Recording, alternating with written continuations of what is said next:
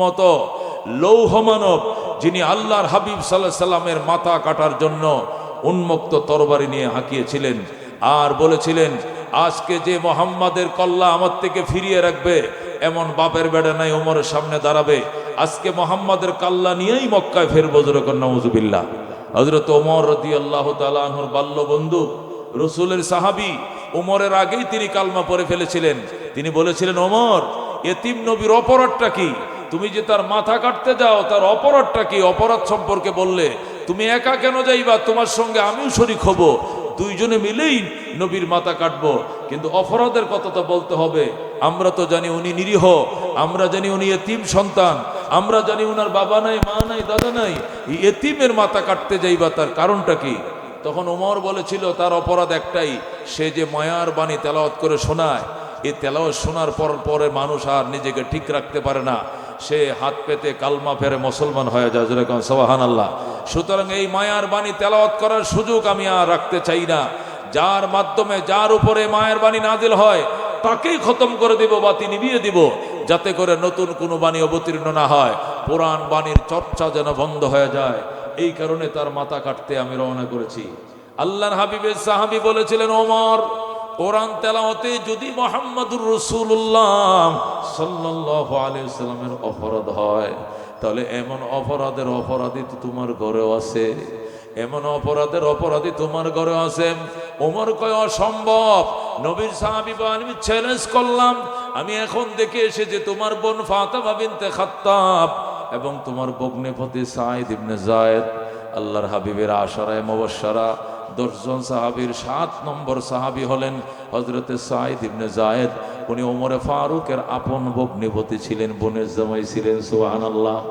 সাহাবী ডাক দেয়া, ওমর, কোরআন তেলাওয়াতে যদি নবীজির অপরাধ হয়, তাহলে নিজের ঘরের বিচার আগে করো। তোমার বোন ফাতেমা বিনতে খাত্তাব এমন তোমার ভগ্নিপতি সাঈদ ইবনে যায়েদকে এখন দেখে এসেছি দরজা বন্ধ করে নবীজির সাহাবীকে দাওয়াত করে আল্লাহর কোরআন পড়ে। ওমরকে আমি চ্যালেঞ্জ করলাম, এটা মিথ্যা কথা। নবীর সাহাবী বলেন, আমিও পাল্টা চ্যালেঞ্জ করলাম, সত্য কথা প্রমাণ করব, জাস্টিফাই করব, চলো তোমাকে চলো। হযরত ওমরকে সঙ্গে নিয়ে, ওমরে ফারুক রাদিয়াল্লাহু তাআলা আনহু তো মুসলমান হয় না এখনো, ওমরে ফারুককে সঙ্গে নিয়ে নবীজির সাহাবী ওমরের বোনের ঘরে, ভগ্নিপতির ঘরের দুয়ারে যায়।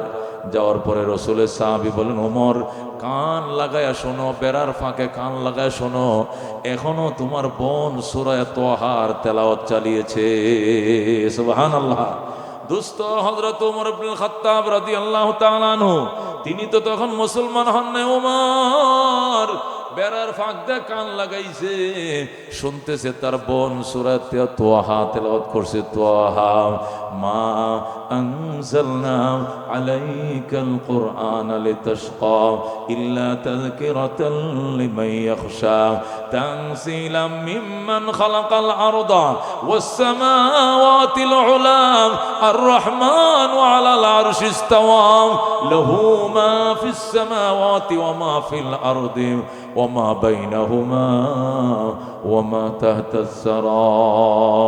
হযরত ওমর ফারুক রাদিয়াল্লাহু তাআলা আনহু তার বোন ফাতেমা বিনতে খাত্তাব ভগ্নিপতি সাঈদ ইবনে যায়েদের কণ্ঠে, যৌথ কণ্ঠে রাসূলের সাহাবীকে ঘরে আইনা যখন তেলাওয়াতের কণ্ঠ চলতেছিল, আর ওমর শুনতেছিলেন যে ওমর কোরআন তেলাওয়াতের অপরাধীর মাথা কাটতে এসেছিলেন, এই ওমর নিয়ত পরিবর্তন করে ফেললেন। তিনি বললেন, ফাতেমা, এসেছিলাম তোর বিচার করার জন্য, ফাতেমা, এসেছিলাম তোর দ্বিখণ্ডিত করার জন্য, কিন্তু মায়ার কালাম আমার কানে লেগেছে, আমার নিয়ত পরিবর্তন করে ফেলছি। তুই দরজাটা খোল, আমাকে তোর পাশে বসে আল্লাহর কোরআনের মধুর বাণী শুনতে দে। বলেন আল্লাহু আকবার। ফাতেমা ডাক দেখো, ভাইয়া, তুমি আমাকে বাইল দিতেছো, দরজাটা খুললে তুমি আমাকে ইচ্ছে মতো মারবা। তোমারে আমি চিনি, তুমি লৌহ মানব, তোমারে কাফের রাম, তোমাকে বেঈমানরা আবু জেহেল তোমাকে হাজার হাজার উটের লোভ দেখায় পাঠাইছে। নবীর মাথা কাটতে তুমি বের হয়েছ, তুমি বোনের মাথা রাখবা না, ভগ্নিপতির মাথাও তুমি রাখবা না, এটা আমি ভালো করেই জানি। দরজা খুলবো না। উমর কো, আমি খোদার কসম খায় বলছি, দরজাটা খোল। ফাতেমা, দরজা খোল, তোকে মারবো না, বরং আল্লাহর কোরআন তোর মুখের সাথে কান লাগায় শোনার জন্য আমার কাছে আসতে দে।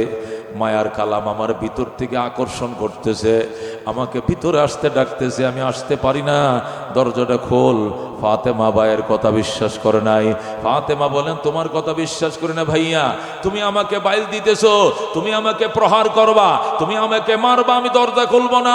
উমর ফারুক রাদিয়াল্লাহু তাআলা আনহু লাথি মেরে দরজা ভেঙ্গে ভিতরে ঢুকে যায়। জোরে আল্লাহু আকবার।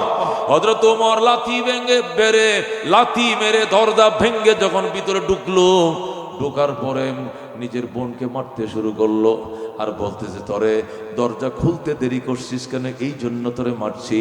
আল্লাহর কোরআন তেলাওয়াতের অপরাধে তোরে আমি মারি নাই। আল্লাহর কোরআন কেন আমাকে শুনতে দিলি না, কাছে বসে শুনতে দিলি না, এই জন্য তোরে আমি মারি। আল্লাহর কোরআন তেলাওয়াতের অপরাধে আমি তোরে মারি না। দরজা খুললি না কেন? এমন মারা মারছে উমর, বোন ভগ্নিপতি অজ্ঞান হয়ে যায়, একদম অজ্ঞান হয়ে যায়, ফিট হয়ে যায়। হযরত উমরের গুসা যখন থামছে, রাগ যখন থামছে রে দোস্ত, হযরত উমর রাদিয়াল্লাহু তাআলা আনহু এবার নিজের বোনরে ডাকে, বোন আমি ভুল করছি, তুই আমার মাফ করে দে, আমি না বুঝে তোরে মারছি, মাফ করে দে। বোনের তো জ্ঞান নাই, শেষলেস হয়ে গেছে, বোন কান্দে না। বোন নাকে মুখে রক্ত বের হইতেছে, নাকের গোড়াতে রক্ত আইতেছে, মুখের গোড়াতে রক্ত, বোন জ্ঞান হারাম। এবার ওমর নিজের বোনের মাথায় পানি ডালে, পানি ডালতে ডালতে ফাতেমার জ্ঞান ফিরে আসছে, সাইদ ইবনে যায়েদের জ্ঞান ফিরে আসছে। হযরতে ফাতেমা ডাক দেখো, ভাইয়া আমার আম্মু আমাকে যে পেটে ধারণ করেছিলেন, তুমিও তো সেই পেটেই ছিলা, তুমি এত বড় নিষ্ঠুর, আমাকে তুমি এইভাবে মারলা, তোমার কি মায়া দয়া লাগে নাই? আল্লাহর কোরআন তেলাওয়াত কি আমার অপরাধ ছিল?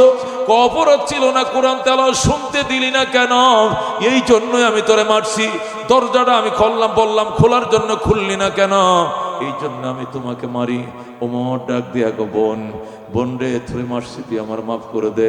ফাতেমা ডাক দেখো, ভাইয়া বোন, ছোট বোন, আপন বোন রে নিজের ভাই মারতে পারে, কিন্তু ভগ্নিপতির গায়ে কেন তুমি হাত তুললা? পৃথিবীতে মানুষ যত অসভ্য হোক না কেন, তারপরও বইনের জামাইয়ের উপর আক্রমণ করে না, ভগ্নিপতির উপর আক্রমণ করে না। তুমি আমার ভগ্নিপত, তুমি আমার স্বামীর উপর আক্রমণ করেছ, তুমি এখন আগের মতো জাহেল রয়ে গিয়েছ। উমর ডাক দেখো, আমি জাহেল থাকি নাই বোন, কোরআনের পিপাসে আমাকে কাতর করে ফেলেছে, কোরআনের পানি আমাকে দেওয়ানা বানায় ফেলছে, আমি উন্মাদ হয়ে গেছি। আল্লাহর কোরআনে আমাকে আবার শোনা বোন, আল্লাহর কোরআন আমারে আবার শোনাম। এই বলে যখন বলছে আবার শোনাম, ফাতেমা লাফ দিয়ে উঠা নিজের ভাইয়ের কানের সাথে মুখটা লাগায় আবার সূরা তাহার তেলাওয়াত শুরু করে দিয়েছে। আল্লাহু আকবার। হযরতে ফাতেমা বিনতে খাত্তাব রাদিয়াল্লাহু তাআলা আনহা আল্লাহর হাবিব থেকে কোরআন শিখছে। ওই সময় 12 জন মেয়ে মুসলমান হয়েছিল, 39 জন পুরুষ মুসলমান হয়েছে। উমর হলো পুরুষের মধ্যে 40তম মুসলমান। 39 জন পুরুষের আগে মুসলমান হয়েছে, 12 জন নারী মুসলমান হয়েছে। এই 12 জনের মধ্যে হযরতে ফাতেমা বিনতে খাত্তাব ছিলেন, উমরের ছোট বোন ছিলেন, উমরের ভগ্নিপতিও ছিলেন। ও দুস্তম, উমর যখন তরবারি নিয়ে বের হয়েছে আর মক্কার কাফেররা থরথর করে কাঁপতেছে, মুসলমানদের ভিতরে সংখ্যা ঢুকে গেছে, হায় হায় আল্লাহ নবীকে কি মেরে ফেলবে। আল্লাহ নবীকে হযরতে হামজা রাদিয়াল্লাহু তাআলা আনহুর ঘরের ভিতরে ঢুকায়া হযরতে হামজা ডাক দেয়া কয়, উমর বিনতে খাত্তাবরে নিয়া নবীর দরবারে হাজির হয়ে গেছে। ফাতেমা যখন আল্লাহর কোরআন তেলাওয়াত করে শুনাইছে, ওমর ডাক দেয়া কয়, বোন তোর হাতে ধরি পায়ে ধরি, আমারে এই কোরআন শিখা, আমিও এই মায়ার কালাম শিখব। বোন ডাক দেয়া কয়, ভাইয়া তোমাকে 2টা কাজ করতে হবে, এছাড়া কোরআন তোমাকে শেখানো যাবে না। 1 নম্বর তুমি কালমা পড়ে মুসলমান হতে হবে। আল্লাহু আকবার। 1 নম্বর তুমি কালমা পড়ে মুসলমান হইবা। 2 নম্বর কাজ, আগে তুমি গোসল করে নিতে হবে, আগে গোসল করো ভাইয়া, এরপরে কালমা পড়ো। সাথে সাথে ওমর নিজেই বালতিতে পানি উঠাইয়া ফাতেমার ঘরে গোসল করছে। আল্লাহু আকবার। নিজের বোনের ঘরে হযরত ওমর গোসল করছে। গোসল করার পর কালমা পড়া। ফাতেমা ডাক দেখো, ভাইয়া আল্লাহ নবী 3 দিন পর্যন্ত কাঁদতেছে, আল্লাহ দরবারে চোখের পানিতে বালিশ ভিজাইতেছে। নবী 3 দিন পর্যন্ত দোয়া করতেছে, আল্লাহ ওমর ইবনুল খাত্তাব অথবা আবু জেহেল ইবনে হিশাম, এই 2 জনের যে কোনো একজনকে মুসলমান বানাও, আমি অসহায় নবীর হাতকে শক্তিশালী করো। আল্লাহু আকবার। ওমর ইবনুল খাত্তাব অথবা আবু জাহেল ইবনে হিশাম, এই দুইজনের যে কোনো একজনকে কালমা পড়াইয়া আমি অসহায় নবীর হাতকে শক্তিশালী করো। আল্লাহর হাবিব ভাইয়া কাঁদতেছেন। আজকে 3 দিন পর্যন্ত নবীর খাওয়া নাই, নাওয়া নাই, গোসল নাই, ঘুম নাই, বিশ্রাম নাই। দুইজনের জন্য নবীর শুধু কান্না। 1 নম্বর ওমর ইবনুল খাত্তাব, 2 নম্বর আবু জাহেল ইবনে হিশাম। ভাইয়া আমার নবীর দোয়া তোমার কপালে কবুল হয়ে গেছে, তোমার কপালে নবীর দোয়া কবুল হয়ে গেছে। চলো ভাইয়া তোমাকে নবীর দরবারে নেব, যে নবীর চোখের পানির বরকতে আজকে হেদায়েত পাইছো। কালমা আমি পড়াবো কেন, আল্লাহ নবী নিজেই তোমাকে কালমা পড়াবেন। আল্লাহু আকবার। এই হযরতে ফাতেমা বিনতে খাত্তাব রাদিয়াল্লাহু তাআলা আনহা ওমরকে নিয়ে রওনা করছে নবীর দরবারে। এখন নবীর তো কেরাও দিয়ে বসে রয়েছে 38 জন সাহাবী। 39তম সাহাবী হযরতে আমির হামজা গেইটের মাঝে পাহারাদার হয়ে দাঁড়িয়ে রয়েছে। 38 জন সাহাবী মানব ডাল হয়ে নবীর ঘেরাও নিয়ে বসে রয়েছে। ইতিমধ্যে ওমর ইবনুল খাত্তাব তার বোন সহ তরবারি নিয়ে গেইটে হাজির। হামজা ডাক দেখ, ওমর তরবারিটা রাইখা দে, খবরদার তরবারিটা রাইখা দে, মনে করিস না তোর মতো বাহাদুর মক্কায় নাই। আমি হামজা কিন্তু মুসলমান হয়েছে, তুই জানোস কিনা আমি জানি না। আমিরা হামজা তোর আগেই মুসলমান হয়ে গেছে, তরবারি রাইখা দে। ওমর ডাক দেখ, হামজা এই তরবারি নবীর মাথা কাটতে আনছিলাম রে হামজা, নিয়ত করে ফেলাইছি এই তরবারি দিয়ে নবীর দুশমনের মাথা কাটবো, নবীর মাথা কাটবো না। আল্লাহু আকবার, আল্লাহু আকবার। হামজা কে, ওমর তোর কথা আমি বিশ্বাস করি না, ওমর তোমার কথা বিশ্বাস করি, তরবারি রাখো।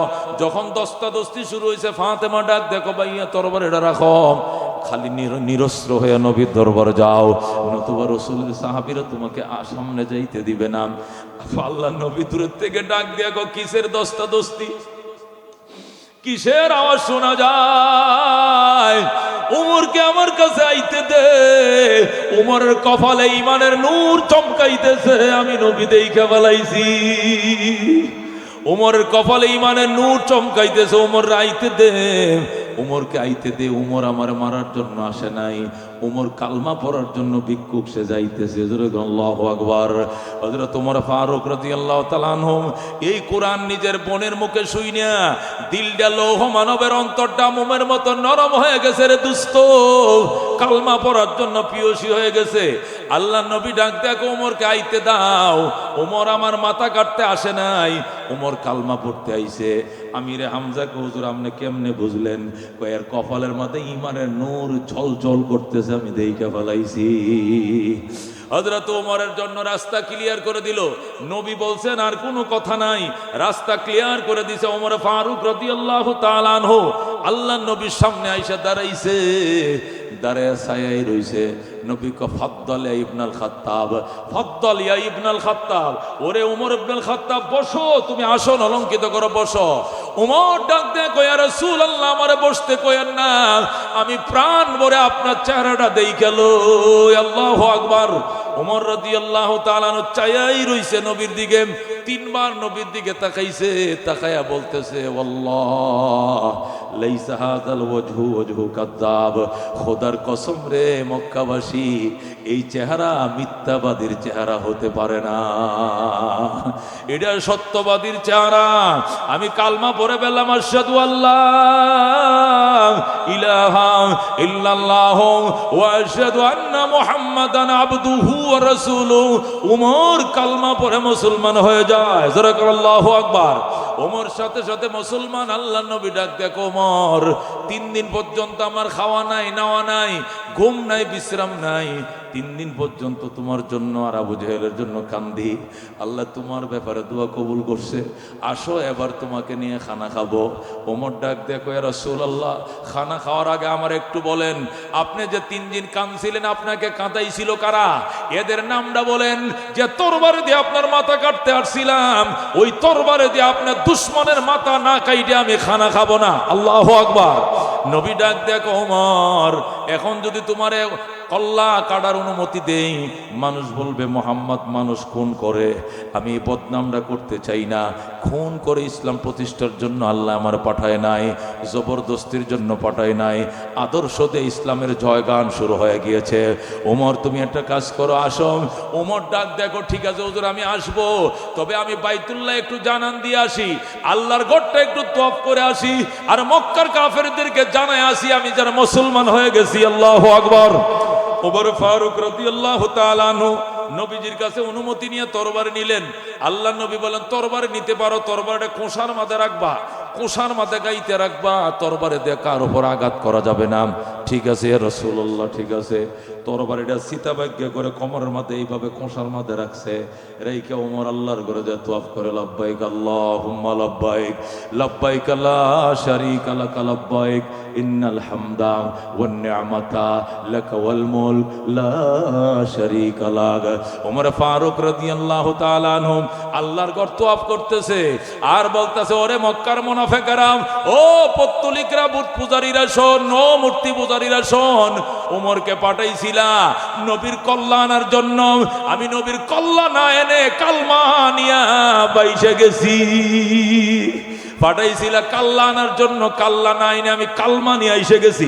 আল্লাহু আকবার। আমি এখন মুসলমান হয়ে গেছি, আজ থেকে ইসলাম ওপেন করে দিলাম। আজকে থেকে ইসলাম আর গোপনে থাকবে না, ইসলাম ওপেন। আজকে থেকে যদি কোনো মুসলমানের গায়ে হাত তোলার সাহস কারো থাকে, তাহলে আগে তিনটা কাজের যে কোনো একটা করবা। মা থাকলে মা থেকে বিদায় নিবা, কারণ তোমার মা সন্তান হারা হওয়ার সম্ভাবনা আছে।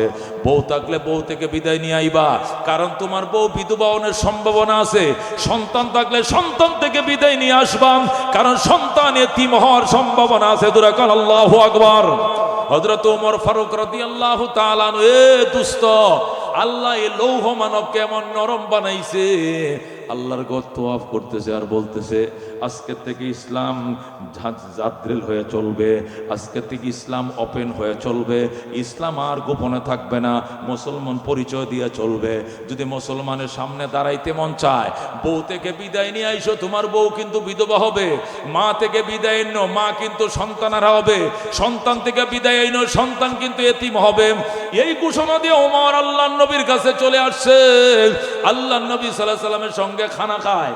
ও দুস্থ সেই ওমর ফারুক রাদিয়াল্লাহু তাআলা আনহু মুসলমান হওয়ার পর মক্কার কাফেরদের ভিতরে কৌতূহল শুরু হয়ে গেল, কি সর্বনাশের কথা, উমর কেমনে মুসলমান হয়, উমর কেমনে মুসলমান হয়। 12টা লাল উট দেব, তারে 20টা উট দেব, কোন বর্ণনায় 12টা উট দেব, এই লুপ দেখায় তারে পাঠাইছিলাম। সে কাল্লা না এনে কালমা নিয়ে আসছে। কি কারণে, কি জাদু আছে কোরআনে, পরীক্ষা করতে হবে। এবার কোরআনের পিছনে লাগছে, জাদু পরীক্ষা করার জন্য তারা লেগে গেছে। তদন্ত কমিটি হয়েছে, তদন্ত কমিটির 3 জন সদস্য। সভাপতি হলো আবু জেহেল নিজে, আর সহসভাপতি হলো উতবা, সদস্য সচিব হলো সাইবা। আবু জেহেল, উতবা এবং সাইবা, এই 3 সদস্য বিশিষ্ট কমিটি গঠন হয়েছে।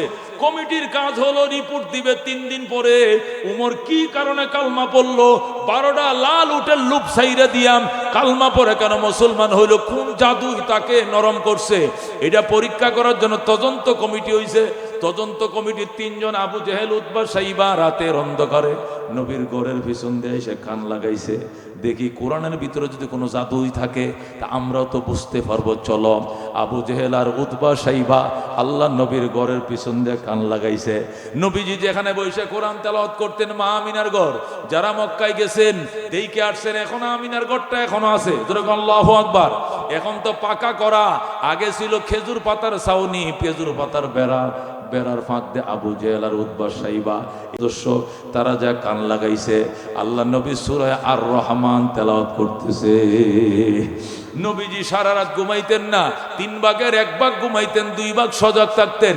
আল্লাহর কোরআন রাত পড়তেন। আল্লাহ নবী সূরা ইয়াসিন পড়তেন, আর রহমান পড়তেন, মুলুক পড়তেন ইত্যাদি। আল্লাহ নবী কোরআন পড়তেছেন, আবু জেহেল, উতবা, সাইবা বেড়ার পিছন দিয়ে কান লাগাইছে। দেখি কোরআনের মধ্যে আকর্ষণ আছে কিনা, উৎকর্ষ আছে কিনা।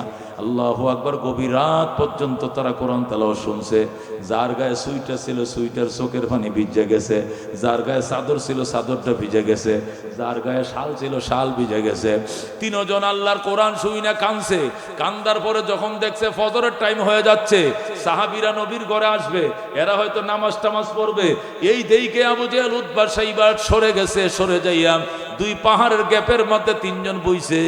বইসে একজন আর একজনকে জিজ্ঞাসা করে কেমন লাগছে, তেলাওয়াতটা কেমন লাগছে। আল্লাহু আকবার। উতবায় কয় আমার জ্যাকেট থেকে সব ভিজে গেছে চোখের পানিতে। সাইবা কোন আমার সুইটার ভিজে গেছে। আবু জেহেল কয় আমি আর কি কমু, আমার মন চাইছিল উমরের মতো বেড়াডা লাথি দিয়ে ভাঙ্গা ভিতরে ঢুইকে যায়, বেড়াডা লাথি মাইরা ভিতরে ঢুইকে যায়, আল্লাহ নবীর কদমে পড়ে আমিও কালমা পড়ে মুসলমান হয়ে যাই। কিন্তু মানুষ লজ্জা দিবে। তুমি উমরের পথে গেলা আবু জেহেল, আমাদেরকে নেতৃত্ব দিলা, আর দিয়ে তুমি উমরের পথ ধরলা, এই বলে মানুষ আমাকে লজ্জা যদি না দিত, তাহলে আমিও আমার অবস্থা উমরের অবস্থা হয়েছিল। উমরের কালমা পড়ার কারণ দর্শানোর জন্য যখন গেছিলাম তদন্ত করার জন্য, এই তদন্তে আমিও ধরা খেয়ে গেছিলাম। কিন্তু চিন্তা করছি যদি মুসলমান হয়ে যায় আরবরা আমাকে লজ্জা দিবে। আবু জেহেল আমাদেরকে গাঙ্গে বাসায়া তুমি নিজেও কালমা পড়ে ফেললাম, এই লজ্জার কারণে ওই দিন বেড়াটা ভাঙ্গি নাই, নতুবা মন চাইছিল উমরের মতো দরজা ভেঙ্গে ঢুইকে কালমা শুনি জোরে কোন আল্লাহু আকবার। ও দুস্থ তিনজন তদন্ত কমিটি যখন তদন্ত রিপোর্ট দিল সংসদে, জাতীয় সংসদে যখন তদন্ত রিপোর্ট দিল, সর্বসম্মতিক্রমে সংসদের মধ্যে বিল পাস হলো। আজকের থেকে নিয়ে অনির্দিষ্ট কাল পর্যন্ত আল্লাহর কোরআন তেলাওয়াত হতে দেওয়া যাবে না, কোরআন তেলাওয়াত শোনা যাবে না, কোরআন তেলাওয়াত করতে দেওয়া যাবে না। যেখানেই কোরআন তেলাওয়াতের ব্যবস্থা হবে সেখানে ডিস্টার্ব করবা। ডিস্টার্ব যদি না করো নিজেদের নেতৃত্ব ধরে রাখতে পারবা না, মুহাম্মাদের হাতে নেতৃত্ব চলে যাবে। জোরে কোন নাউজুবিল্লাহ। ওই সময় সংসদ অধিবেশন করে যে সিদ্ধান্তটা নেওয়া হয়েছিল, ওই সিদ্ধান্তটাকে আল্লাহ কোরআনের মধ্যে আয়াত হিসাবে নাজিল করে দিয়েছেন। জোরে করে আল্লাহু আকবার। তারা ওই যে সর্বসম্মতিক্রমে যে সিদ্ধান্ত নিয়েছিলেন, ওই সিদ্ধান্তটাকে আল্লাহ রাব্বুল আলামিন কোরআন কারীমের মধ্যে ইরশাদ করেন। ওই আয়াতটাই আমি আপনাদের সামনে তেলাওয়াত করেছি। ওয়াকালাল্লাযীনা কাফারু লা তাসমাউ লিহাযাল কোরআন ওয়ালগাউ ফীহি লাআল্লাকুম তাগলিবুন। বলুন আল্লাহু আকবার। আল্লাহ বলেন ওয়াকালাল্লাযীনা কাফারু লা তাসমাউ লিহাযাল কোরআন। উমর যে কালমায়, উমর যে কোরআনে আকৃষ্ট হয়ে মুসলমান হয়ে গেছে, উমরের মতো লৌহ মানব যেখানে টিকতে পারে নাই, আমি আর তুমি তো মোটেও টিকতে পারবো না। আল্লাহর কোরআনের ডাইরেক্ট হেদায়েত, ডাইরেক্ট হেদায়েত। এই জন্য সংসদে তারা বিল পাস করলো আর বললো ওয়াকালাল্লাযীনা কাফারু। আল্লাহ বলেন কাফেররা সিদ্ধান্তে উপনীত হয়ে গেল এবং তারা প্রজ্ঞাপন জারি করে দিল, লা তাসমাউ লিহাযাল কোরআন, এই কোরআন তোমরা কেউ শুনতে পারবা না, এই কোরআন আজকে থেকে শোনা যাবে না। ওয়ালগাউ ফীহি, বরং কোরআন তেলাওয়াতের আয়োজন হলে ডিস্টার্ব করবা, বাধা দিবা, মানুষ যেন না যায়, নিজেরাও যাইবা না, মানুষ যাইতে দিবা না, অনুষ্ঠানটা যাতে হতে না পারে, নানান ধরনের ষড়যন্ত্র করবা। লাআল্লাকুম তাগলিবুন, তাহলেই তোমরা বিজয় ধরে রাখতে পারবা, এছাড়া তোমাদের কর্তৃত্ব নেতৃত্ব ঠিকবে না। জোরে কোন নাউজুবিল্লাহ। আল্লাহ কাফালা নুযিকান্নাল্লাযীনা কাফারু আযাবান শাদীদা। দোস্ত কি কইতে চাও? আল্লাহর কোরআন থেকে মানুষকে বিরত রাখবা, কঠিন শাস্তি আস্বাদন করাবো তোমাদেরকে। এমন কঠিন শাস্তি ধৈর্য ধারণ করা, সয়ে নেওয়ার ক্ষমতা তোমাদের নাই। করা কোন ঠিক কিনা? যে জঘন্য অপরাধ তোমরা করেছো, আল্লাহর কোরআনের বিরুদ্ধে প্রজ্ঞাপন জারি করেছো, কোরআন শুনতে দিবা না, কোরআনের তেলাওয়াত শুনবা না, শুনতে দিবা না, ডিস্টার্ব করবা, বিজয় ধরে রাখার জন্য জীবনেও বিজয় ধরে রাখতে পারবা না। বিজয় হবে কোরআনের, বিজয় হবে ইসলামের। কথা ঠিক কিনা? মনের মাঝে শুধু এই বেদনা, আসবে কবে সেই সূর্য সেনা, যারা করবে জারি কোরআনে যে ধরায়, যারা করবে জারি কোরআনে যে ধরায়। যাদের অভাবে আজ এই হতাশা পূরণ করিবে যারা জাতির আশা। যাদের অভাবে আজ এই হতাশা পূরণ করিবে যারা জাতির আশা, তাদেরই পথ চেয়ে আমি অসহায় করব জারি কোরআনে যে ধরায়। যারা করবে জারি কোরআনে যে ধরায়। মনের মাঝে শুধু এই বেদনা, আসবে কবে সেই সূর্য সেনা। যারা করবে জারি কোরআনে যে ধরায়। যখন মারহাবা। যে উমর কোরআনের বিরুদ্ধে তরবারি ধরেছিল, কোরআনের নবীকে হত্যা করার জন্য উন্মাদ হয়ে গিয়েছিল, এই উমর অর্ধেকটা দুনিয়াকে কোরআন দ্বারা এমন শান্ত করেছে, এমন দৃষ্টান্ত আইজও কেউ দেখাইতে পারে না। এই কথা কোন ঠিক কিনা? 2,55,00,000 বর্গ মাইলের পৃথিবী হযরত ওমর কোরআন দিয়ে শাসন করেছেন। শাসন এরিয়া ছিল 2,55,00,000 বর্গ মাইল। বাংলাদেশ মাত্র 1,55,000 বর্গ মাইল। 1,55,000